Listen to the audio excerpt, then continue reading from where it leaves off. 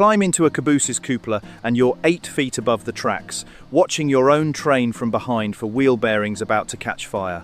That job had existed since before the Civil War, and by the mid-1980s, it was gone. Almost overnight, the number of Cabooses running on America's main lines dropped from thousands to almost none in under 5 years. But it wasn't nostalgia losing to progress. And it wasn't only some cost-cutting executive with a spreadsheet either. The real reason Cabooses disappeared from trains is stranger than that, and it's more human than either side of that argument usually admits. Here's what actually sat inside that car for over a century, because it wasn't decoration on the back of a freight train. It was an office, a bedroom, and a lookout post, all riding on 4 wheels. A conductor worked out of it, handling the paperwork that told a railroad what was on every single car behind the locomotive. A flagman rode in it too, ready to grab a lantern and walk back down the tracks to warn an approaching train if the one ahead of it had stopped. Up in that raised cupola, or out through a bay window on some designs, someone was always watching. Watching for one thing in particular, a wisp of smoke coming off an axle bearing running hot. Railroaders called it a hot box, and it sounds minor.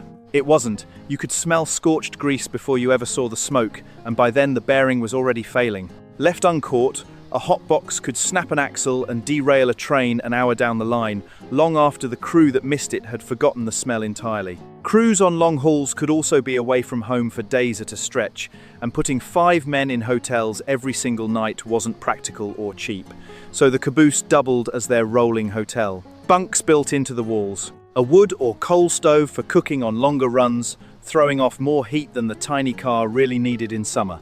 A coffee pot that never really got clean no matter who scrubbed it that week. Picture a winter night run, lantern lights swinging in the cupola, frost on the inside of the glass. The conductor logging waybills by hand while the flagman dozes in a bunk 2 feet away, both of them trusting a stranger up in the locomotive they can't even see from back there. For 100 years, that whole arrangement made sense to everyone involved. Then, slowly, it stopped making sense at all. The first cracks showed up decades before anyone seriously talked about getting rid of the caboose completely. In the 1880s, George Westinghouse's automatic air brake let an engineer stop an entire train from the front of it with one lever. Quietly, that ended the brakeman's old job of running across the tops of moving freight cars, tightening handbrakes one car at a time, in the dark, in the rain, on a rooftop with no rail to hold onto. Dangerous work. Men died doing it. Electric signal systems went in next, telling a train's crew when the track ahead was actually clear. Nobody needed a flagman jogging back down the line with a lantern anymore. After World War II, railroads swapped solid friction bearings for roller bearings on freight cars and hot boxes. The exact failure the man in the cupola had spent his whole shift watching for became far rarer almost overnight. Then came wayside detectors. Small boxes bolted next to the rails every few miles, each one built to sense an overheating axle automatically as a train rolled past and radio a warning straight to the crew before any human eye ever caught it. One by one, every task that justified putting a person in that cupola was being done better by something that didn't need to sleep, eat, or draw overtime pay. There's a detail that makes the irony worse too. As freight cars got taller and trains got longer through the 60s and 70s, the view from a standard cupola started getting blocked by the very cars it was supposed to be watching. The lookout post was losing its own sightline at the exact moment its job was being automated out from under it. Nobody planned that particular coincidence. It just happened, one small engineering fix at a time, spread out over 100 years.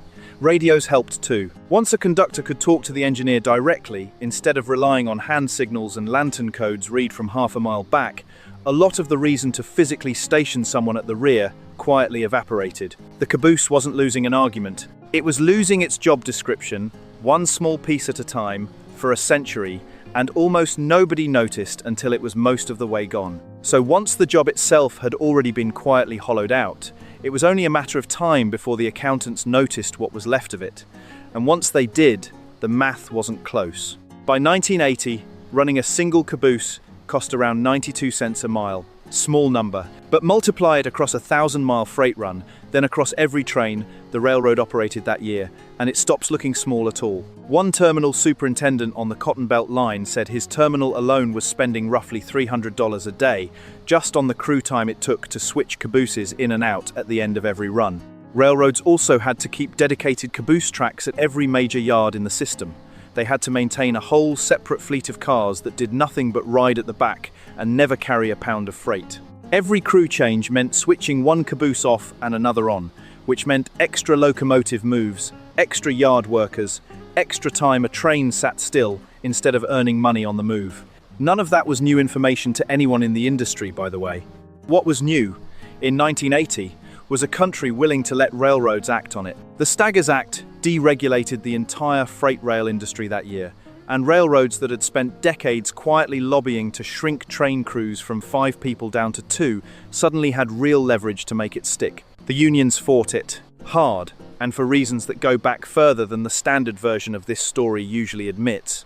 The Brotherhood of Railroad Trainmen, the union that eventually represented the men riding cabooses, was literally founded inside one Delaware and Hudson caboose. Number 10. Back in 1883. This wasn't an abstract fight over technology to them. It was a fight over an actual room their members worked in, ate in, slept in. But by 1982, the Federal Railroad Administration dropped the rule requiring a caboose on every freight train. That same year, the main rail union signed a national agreement letting a small electronic box called an end-of-train device clip onto the last car's air hose and take over the job of watching brake pressure at the rear.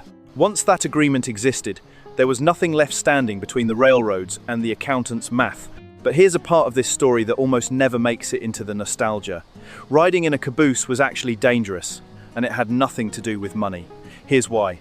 When a loaded freight train makes an emergency stop, the cars don't all stop together the way you'd assume, because the slack between every coupler runs in from the front, car by car, gathering force as it goes. By the time that wave reaches the caboose at the back, it hits like a rear-end collision, except the other car in that collision is your own train. One long-time railroader who spent years working cabooses described bracing his legs against the wall the moment an emergency stop began, and simply waiting for the impact. He called it terrifying, even though he understood exactly why it was happening to him. Cost-cutting drove the caboose off the main line. So did something quieter underneath it, a real drop in how often a railroad worker got thrown across a moving room at the back of a train. Crew injury rates in cabooses ran high enough that removing the car got written directly into national labor agreements as a safety fix, not just a budget line item. The postcard version of the caboose leaves that part out completely. It always has. None of this happened on one clean deadline either. The Florida East Coast Railway had already been running end-of-train devices back in 1969, more than a decade ahead of everyone else, quietly proving out the technology long before the rest of the industry believed it would actually work. But once the 1982 agreement cleared the way nationally, the change moved fast. Railroad after railroad pulled cabooses off their mainline trains through the mid-1980s. Within just a few years, a car that had ridden on the back of nearly every freight train in North America for well over a century was functionally gone from everyday use. Gone. Just like that, after more than 100 years of riding the rear of every train in the country, yards that once had entire tracks set aside for caboose storage had rows of them sitting idle, waiting to be sold for scrap or hauled off to a farm somewhere to become a tool shed. The conductor moved up front, into the locomotive cab, sitting beside the engineer for the very first time in the job's history. Same train, same job title, completely different seat. Not everyone was satisfied with what replaced it though. Critics have pointed out for years that a basic end-of-train device only tells a crew a problem exists after it's already happening. A flashing light, a pressure reading, not a person who might spot a wheel starting to smoke before anything actually fails outright. There's no cupola on a modern freight train anymore, and no set of eyes riding along behind the last car, watching the way a hotbox watcher once did. So, what happens when the light is the only warning you get, and it only turns on after the damage is done? That question never fully went away. When a better braking system was proposed in 2014, one that could have closed some of that exact gap, letting every car brake at once instead of in a slack-filled chain reaction, the railroads themselves fought it. Too expensive, they argued, for the safety gain it offered.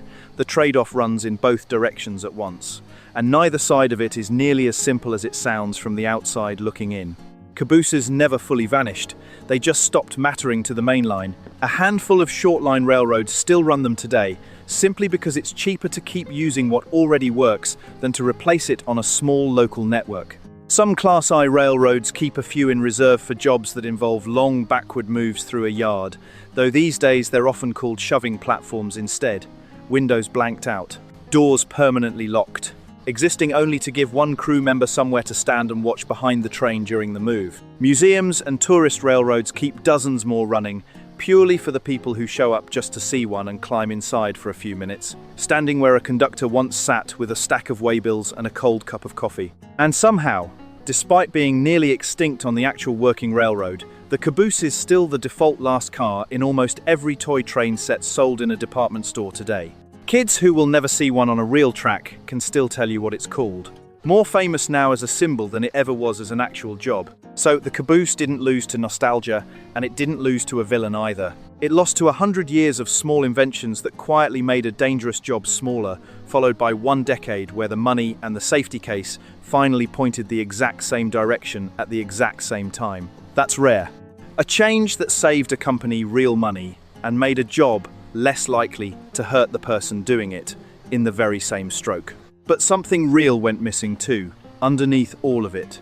A set of human eyes that could catch trouble before any sensor even registered that trouble existed. So here's the question worth sitting with. When a machine replaces a dangerous job, and it does that job worse in one specific way but better in almost every other way, was that still the right trade to make? The railroads clearly think so. The people who used to ride the back of the train aren't all so sure.